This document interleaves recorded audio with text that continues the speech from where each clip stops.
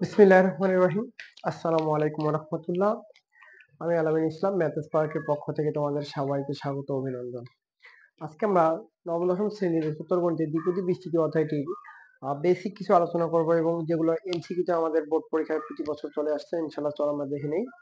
তো দেখো এখানে প্রথম একটি সূত্র লিখছি আমি NCN। আসলে NCN এটাকে আমরা চাইলে এইভাবে লিখতে পারি যে আমাদের NN, দেখো এটাকে উচ্চারণ করবো NN, এর মান হবে কত 1। আর দেখো এখানে NCN এর মান 1, NC নট বা NC 0, তো এটাকে আমরা চাইলে N0 লিখতে পারি, এর মান কি হবে 1। ঠিক আছে, আচ্ছা NC1, তাহলে এটাকে লিখবো কি N1, তাহলে এর মান কত হবে n। আমাদের এগুলো একবারে মুখস্থ রাখা লাগবে। তো তারপরে দেখো NC2, NC3, তাহলে NC4 আসতো, কিন্তু আমি NC4 না লিখে একবারে NCR লিখছি, কারণ NCR এর সূত্র হচ্ছে n ফ্যাক্টোরিয়াল ভাগ r factorial into n minus r factorial. তো তার আগে আমরা এটাকে চিনে নেই, এটাকে বলা হয় ফ্যাক্টোরিয়াল। এটাকে ফ্যাক্টোরিয়াল চিহ্ন এভাবে থাকবে অথবা এইভাবে থাকবে। তো ঠিক আছে, আমাদের মাঝে মাঝে পরীক্ষা থাকতে পারে। আর এখানে NCN দেখো, এটাকে এটাকে আবার NCN এই আকারেও লেখা যায়, যেমন এখানে NC0 এই আকারেও লেখা যায়, এটাকে NC1 এই আকারেও লেখা যায়। তো যাই হোক, আমরা এগুলো থেকে ভয় পাবো না, কারণ আমাদের NCN মানে হচ্ছে NN, আর NC0 মানে হচ্ছে N0, NC1 মানে N1। ঠিক আছে, তো এগুলো একটু মুখস্থ রাখবো। তো আমাদের বেসিক আলোচনা হচ্ছে NCR এই এইটা নিয়ে, আর এই যে এখানে n ফ্যাক্টোরিয়াল, এখানে n ফ্যাক্টোরিয়াল নিয়ে একটু আলোচনা করি। n ফ্যাক্টোরিয়ালটা আমাদের কি দাঁড়াচ্ছে, এখানে দেখো n ফ্যাক্টোরিয়াল মানে হচ্ছে এখানে n into n minus 1 factorial. আচ্ছা, এটাও যে আমি না লিখতাম n মাইনাস 2, n মাইনাস 3, তো এইভাবে করে দেখো n minus 4, n minus 6, 5, n minus 6 সিরিয়ালে চলতে থাকবে। কেন চলতে থাকবে? কারণ আমরা জানি না এখানে n এর মানটা কত। n তো স্বাভাবিক সংখ্যা, n তো 20, 30, 100 যা কিছু হইতে পারতো। ওই জন্য আমরা কি এগুলো কি প্রত্যেকটাই লিখবো? তো আমরা শেষ পর্যায়ে n মাইনাস 4 লিখে জাস্ট এখানে কি ফ্যাক্টোরিয়াল দিয়ে দিলাম, মানে আমাদের ফ্যাক্টোরিয়াল থেকেই যাবে। তো এখানে n এর জায়গায় আমাদের সর্বোচ্চ 5, 6, 7, 8, সর্বোচ্চ 10 পর্যন্ত থাকতে পারে।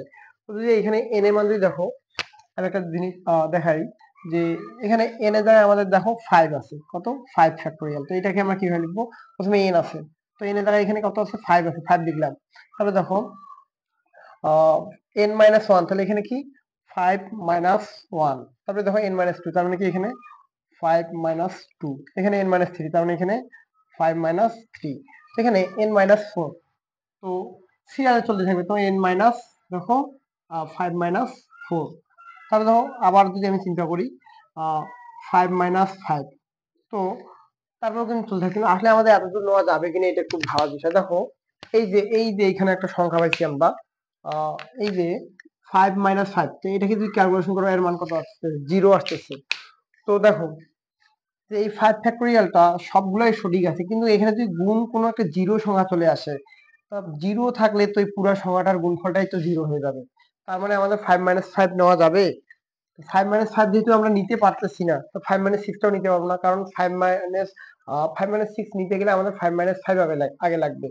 তো এই যে এই বিয়োগফলটা কত দূর হবে, অবশ্যই যে এই যে n আছে এই n এর থেকে 1 কম হবে। এই যে এই বিয়োগফলটা, এইটা মান হচ্ছে n এর থেকে 1 কম। ঠিক আছে, তো এখানে 5 ফ্যাক্টরিয়াল হচ্ছে, দেখো 5, 5 থেকে 1 বিয়োগ করলে 4, তাহলে হচ্ছে 3 আর 2 1, দেখো তো 5 4 3 2 1, তো 5 4 3 2 1 কে আমি চাইলে এভাবে লিখতে পারি না। দেখো এগুলো প্রত্যেকটা কিন্তু গুণ অবস্থা আছে, আমি লিখতে পারি না এগুলাকে যে 5 4 3 2 1 মানে কি 1 2 3 4 5 সিরিয়াল লিখতে পারি। কি বুঝতে পারতেছো? আশা করি বুঝতে পারতেছো। আর এখানে 5 ফ্যাক্টরিয়াল, তো আমি যদি বলি এখানে 6 ফ্যাক্টরিয়াল, তাহলে 6 ফ্যাক্টরিয়ালটা কি হবে? দেখো 1 2 3 4 5, 5 ফ্যাক্টরিয়াল, তাহলে 6 ফ্যাক্টরিয়ালটা কি হবে আমাদের 1 2 3 4 5 6 হবে না? তাহলে এখন আমাদের যদি বলো 10 ফ্যাক্টরিয়াল, থেকে 1 2 3 4 5 6 7 8 9 10 সিরিয়ালে হবে। তো বুঝতেই পারতেছি আমরা এই ফ্যাক্টরিয়ালটার কাজ কি। তো এখানে আমাদের একটা গুরুত্বপূর্ণ বিষয় হচ্ছে যে এই 6 ফ্যাক্টোরিয়াল থেকে আমি 5 ফ্যাক্টোরিয়াল তৈরি করবো কিভাবে। দেখো তো 6 ফ্যাক্টোরিয়াল, তো আমাদের মূলত এভাবে আসতো যে 6 5 4 3 2 1 আসতো। ঠিক আছে, তো আমি 6টা রাখে দিলাম। তো এখানে একটা ভালো করে তাকাও তো 5 ফ্যাক্টরিয়াল মান কত পেয়েছি আমরা? 5 4 3 2 1 পেয়েছি না? তো 5 4 3 2 1। তো এর পরিবর্তে আমি কি 5 ফ্যাক্টরিয়াল লিখতে পারি না? লিখতে পারি না। তো দেখো এখানে আমরা 6 ফ্যাক্টোরিয়াল থেকে 6টা বের করে নিলে আমাদের কি 5 ফ্যাক্টোরিয়াল পড়ে থাকে। তো আমি যদি বলি 6 ফ্যাক্টোরিয়াল থেকে তাহলে 6 ফ্যাক্টোরিয়াল থেকে আমি 6 5 বাইর করে নেব। তাহলে দেখো তো 4 3 2 1 পড়ে থাকলো না? এই 4 3 1 2 মানে কি? 4 3 2 1 মানে কি? 4 ফ্যাক্টোরিয়াল না? দেখো তো 1 2 3 4 4 3 2 1 মানে কি? 4 ফ্যাক্টোরিয়াল। তাহলে কি 6 ফ্যাক্টোরিয়াল থেকে আমি যদি 6 5 বের করে নিই তাহলে কি আমাদের 4 ফ্যাক্টোরিয়াল পড়ে থাকবে। তো এইভাবে আমি যদি বলি আহ n n ফ্যাক্টোরিয়াল, তাহলে দেখো তো n ফ্যাক্টোরিয়াল থেকে যদি আমি n বের করে নিই তাহলে কি n মাইনাস 1 ফ্যাক্টোরিয়াল পড়ে থাকবে। আচ্ছা আমি যদি n ফ্যাক্টোরিয়াল থেকে n ইনটু n মাইনাস 1 বের করে নিই তাহলে কি দেখো তো মাইনাসটা প্রতি ক্ষেত্রে বাড়তেছে না? দেখো তো n মাইনাস 1 তারপর কি n মাইনাস 2, তার মধ্যে আমি এটা বের করে নিই তাহলে কি এর পরে কি ফ্যাক্টোরিয়ালটা পড়ে আসবে না? তাহলে কি এখানে n মাইনাস কত 2 ফ্যাক্টোরিয়াল পড়ে থাকবে। বুঝতে পারছো আমি এই বিষয়টা কেন শিখালাম?